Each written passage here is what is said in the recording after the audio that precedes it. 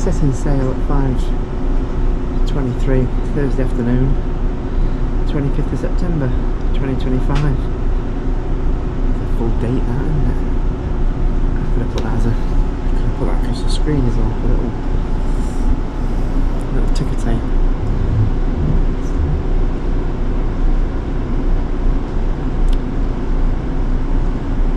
And we've got 25 days ahead of us, across the Atlantic there and back. Never done that before. That'll be a new experience. And off to Canada. I know 3 of the ports we're visiting out of the 10, and so laid back, and I haven't even really looked at the itinerary. I don't actually know which of the ports we're going to, so I'll keep that for a day by day surprise, a reveal into us.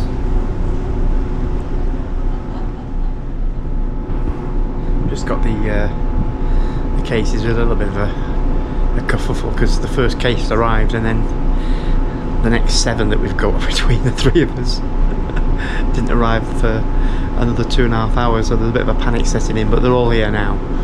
And the major role of trying to fit all the clothes into all the spaces, the nooks and crannies, is taking place. And I'm sort of barred from that kind of, not because it's woman's work, I don't mean that at all, just because Adele and Dan are much better at it, much more practiced than I'd be. I just chuck stuff anywhere and be off down the bar.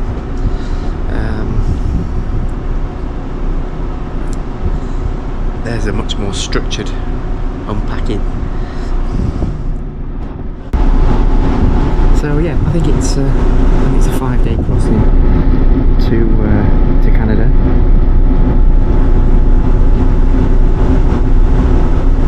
We've got 2 nights in Quebec, so we've got to stop over there. But as I say, I don't really know much more about what we're up to, which makes it sort of interesting. Normally I've researched the heck out of it, and I know pretty much everything I want to do on every day, but that's not the case this time. A little bit different. Nice to mix it up occasionally. Well, this is day 2 of our Canadian extravaganza, and as you can see, it's a pretty grey old Atlantic Ocean there. I'd like to say I know how many miles into the Atlantic we are, but it's we had some lovely sunshine this morning, if you're up early enough, and yeah, so it all started well. Breakfast was a bit hectic, everywhere seemed to be crowded with people, both in the restaurant and in the buffet dining area, so we had to wait a little while to get a seat. In fact, the 3 of us were split up to begin with, because there just wasn't anywhere we had seats for 3. So back on the balcony here, and I thought this is an opportunity while the girls are out to give you a very quick guided tour, because there's not an awful lot to see of the cabin here on Arcadia. This is the sofa bed, which makes up into, well, a bed naturally, and this is where Adele slumbers, and then she has a privacy curtain here which is pulled across for the purposes of her privacy, and double bed for Lady Di and I. Got the television working. It wasn't working before, but it is now, and the clock's going forward yet again another hour, so it's ship time 14:33, but in the UK it will be it'll be 3:34, and tomorrow it'll be another hour apart. We'll be an extra hour behind. So we've got a wardrobe space here. This is my little closet here for my clothes. Little safe, tiny safe in there, strange operating safe in fact, and one for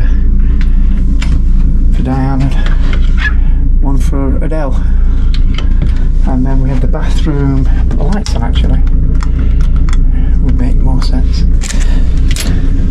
One bathroom with shower, the usual sort of setup we had plenty of towels. Now we're a bit short yesterday and a bit short on glasses. They had only catered for two of us, and in fact there was only 2 chairs out the balcony, but it was all remedied very, very quickly. So Di's got her bedside, I've got my bedside, and then Adele's got the overhead locker which she has to climb under bed to use. And then we've got a fridge, our drinks in there, and teas and coffees, etc. So that's it. It's smaller than we thought. We imagined it to be, I don't know why, in our mind about a third bigger. It isn't, so it is what it is. And that's cabin A33 on Australia deck on the Arcadia. Round we go. Hi, thank you. Well, this is day 4 of our transatlantic crossing into Canada, and hard to believe, on day 2 we're playing 5-a-side football in the sports area on the top deck.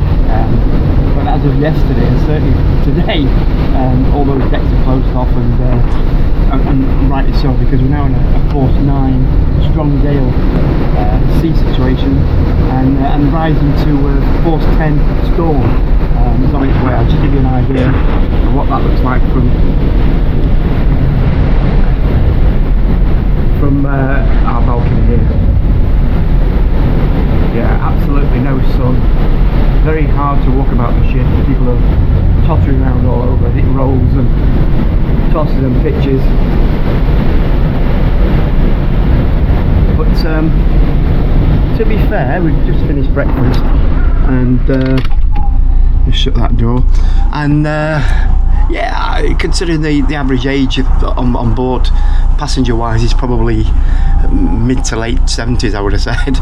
Everybody seems very stoic, very, just getting on with it. I think if it had been a much younger average age demographic, it might have been a bit different. I don't know why, but just older people just get on with it, and nobody's complaining too much. I mean, everybody's speaking about the fact that we are moving about a bit, but it's not spoiling their breakfast or the holiday in general.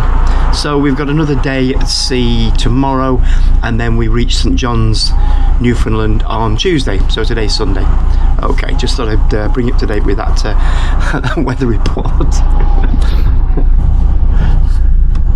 This is day 5 of our journey across the Atlantic, and we're into St John's, Newfoundland tomorrow. So first chance to get our feet on dry land, and we're still having a turbulent time of it. The motion of the ocean, as the staff here call it. So sadly, no walking football, any activities on the upper decks. They're all still closed, and you can understand why. It's quite dangerous out there. It's hard enough walking up and down the stairs, to be honest, whilst the ship's again, it's pitching and rolling. Yesterday was fun. We had a silent disco last night, which is always a lot of fun. We enjoyed that, and there's been some spectacular talks. Well, spectacular is probably a little bit of an exaggeration, but they've been very good. Better one on William Shakespeare today. Who is the real William Shakespeare? Did he write the plays, or is he just an actor? That was one. And we had the murder mystery again yesterday, second murder mystery. Yeah, it's all going very well here, and we're enjoying our time on board Arcadia.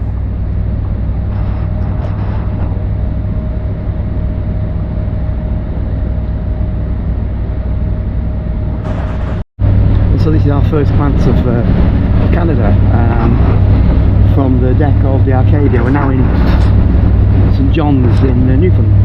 I'm going to be careful how I say that. I don't think it's pronounced. This is St John's in Newfoundland, and this is what we can see from our first port of call. Well, it's a port, obviously. We have no idea what we're going to do, the three of us, today. It's a little bit on the cool side, to say the least. It's been raining, so we've got our rain gear on. But we'll just take a little mooch about, I think, and see what's going on. We arrived a little bit later than anticipated when the captain informed us that we'd be a few hours late getting in, and I suspect that's because they slowed the ship down coming across the Atlantic due to the the heavy seas, and it makes it more comfortable when we're moving quicker. So I think they slowed it down by 4 or 5 knots. So that's it for my old mad dog for now.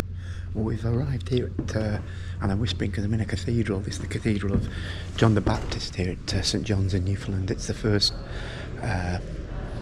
point in our journey around the city today, and it's a fantastic, fabulous cathedral.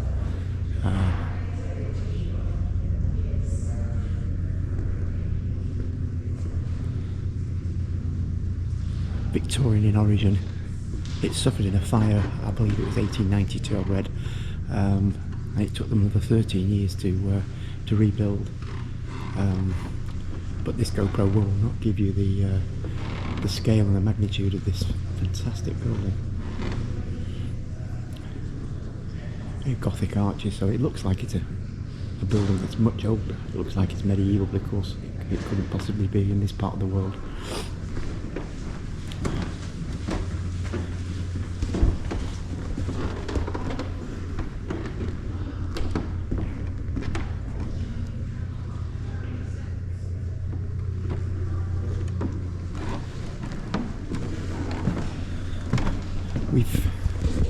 We've taken a look at the map we were given as we departed the ship of the town of St John's, the city of St John's, and there doesn't appear to be an awful lot of touristy attractions, though we have been pointed in the direction of the Basilica, which gives you a view of the downtown, an aerial view, or an elevated view should I say, not aerial, of the downtown St John's area, which we're going to take a look at when we depart this wonderful building.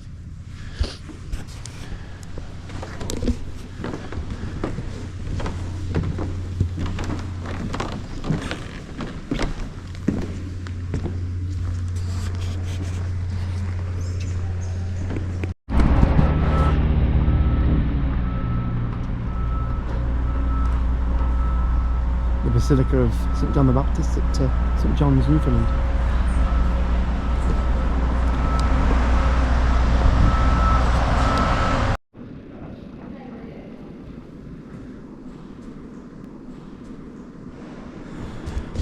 Again, I'm speaking very, very softly because I'm in a second cathedral just up the road from the first one, and also named for St John the Baptist. This is the Catholic church, the other one was the Anglican Church of England. Completely different style.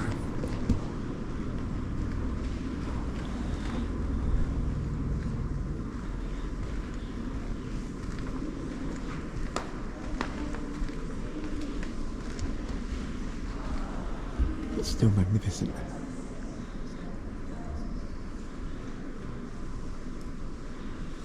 Heavy on the stained glass windows.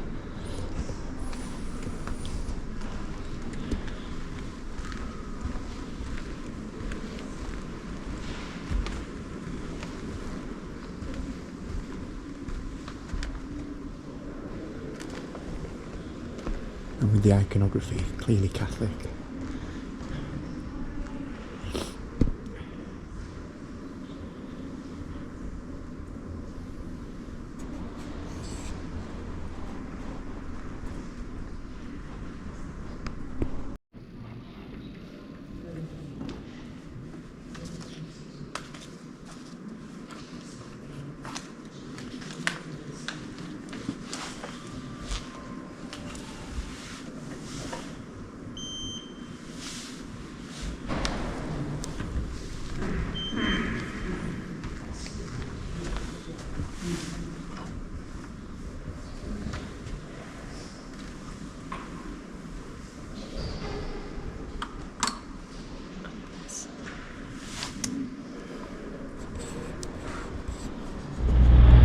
So I'm outside a fascinating building called The Rooms.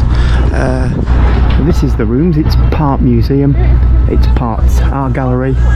There's a particularly good gallery which is dedicated to the First World War, and the part that the Newfoundland volunteers played particularly the Battle of the Somme, where they were pretty much wiped out. And as any war memorial pictorial is concerned, it's obviously quite moving, because this is not films, this is not fiction. These were real people, and many of the stories in there of people who were killed in those battles. But it's very well told, the whole story, from the very start of the First World War in 1914 right through to 1918 and beyond into the Second World War. There was brave guys. And today is Truth and Reconciliation Day here in Newfoundland, or Orange Day as they call it. And this is the flags of Canada in the middle. I think the orange one, because it's called Orange Day, is to represent the truth and reconciliation. More of that in a moment. And this flag here is, I understand, Newfoundland and Labrador.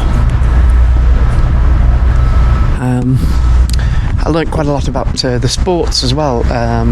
They were holding the Canadian Games here for the first time, here being St John's, since 1977. So they hold, I believe they hold it every year in some province of Canada, and it came back here in the summer. So yeah, this is the rooms, place of possibilities, and it's fabulous. As ever, you really need, you know, a good few hours if you want to soak it all up. And it opened at 12 today because it's a bank holiday. As I say, Truth and Reconciliation Day, it is a bank holiday here, so it didn't open until 12. It normally opens at 10, but as a consequence it's free. So there's no charge to go in.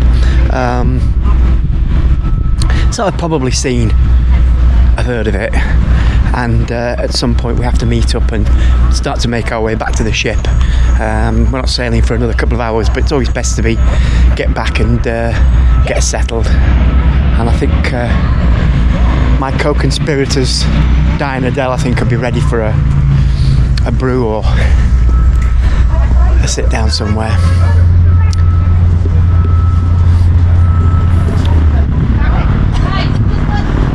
As I understand it, the Truth and Reconciliation part of today's bank holiday is to do with the Aboriginal natives of this area that were basically segregated and institutionalised, and as in South Africa after apartheid, which is the nearest comparison I can make. I think it's the establishment here recognising what harm was done in the past to the native peoples here. If I've got that wrong, or very wrong, I'll edit that out. If it's close enough, or I've got some more information, I'll edit it in. But as I say, it's quite an important day here, and it just happens to be the day we arrive. Also, I found out, or kind of knew but re-remembered, that St John's here is the furthest point east in North America. So that's something it's famous for. Yeah, I like the place. There isn't an awful lot here. It's not a huge city with a culture that goes back, written culture, or to be seen. Too far, a few hundred years. Obviously, the Aboriginal native people that were here before were part of that culture, and in the museum there are some artefacts there, but they haven't left much behind, of course, in the way of buildings to visit. And quite right, they wouldn't do, would they? So that's it. We've been to two cathedrals: St John's the Baptist, the Anglo Cathedral, and Anglican Cathedral, and the Catholic Cathedral, and we've been to. So I just asked a couple of chaps, local guys, what the Truth and Reconciliation Day is all about. They were wearing orange shirts with Truth and Reconciliation slogan on it, and apparently it's. I was partly right in so much as it's the native people were very badly treated, in so much as the children were taken away. The government at the time, from the 1860s, sent them to schools far away from their homes. The parents weren't in touch with them anymore. They had no idea what would happen to the children, and would never find them again. The idea, I think, the slogan was also to take the Indian out of the child. They were trying to eradicate their culture, basically, which is horrendous.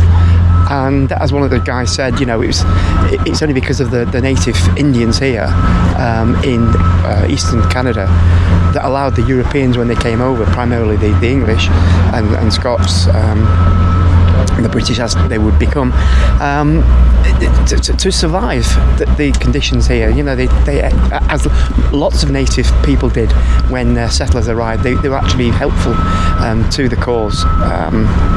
But that's what it is. They're trying to reconcile as a country, and they're trying to present the truth with the research that they're doing. Apparently they found on the western side of Canada mass graves of children that, for whatever reason, were just killed and buried.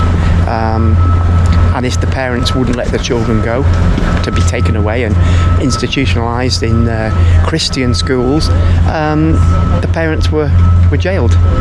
It's a heavy situation for many years. And as I was told, the last of these schools, these institutionalising schools, was closed in 1980.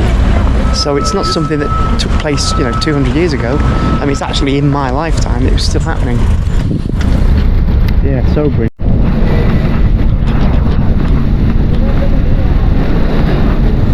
So this is a convent, and it's a convent for shall we say, retired nuns, in so much as the youngest is 74 and the oldest is 100, and there's 40 of them living in this building.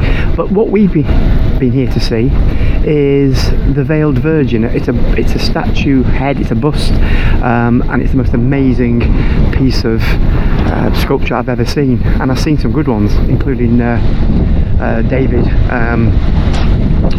It's as it suggests, it's the Virgin Mary's head, but it's veiled, and the veil, it's hard to describe, and we weren't allowed to photograph in there, but I will put very shortly, you'll see a photograph from a card that they gave us. It's hard to comprehend. The marble has been carved in such a way. In fact, I can just take a moment to show you exactly what I mean. The veil is not a piece of fabric, it is actually part of the marble sculpture, and that's quite an incredible thing. So we were allowed to go in, but we weren't allowed to photograph anything in there, because it is actually after all a working convent. And yes, amazing. We didn't set out with any plans really, just got off the ship, set off walking, and we just had a fantastic day. Everything's been amazing, and culturally uplifting, I'd say.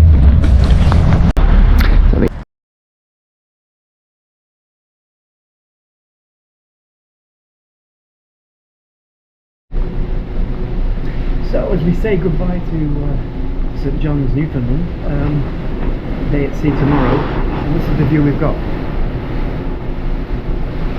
I know, you can't see much, but that little speck of light out there is where we've come from.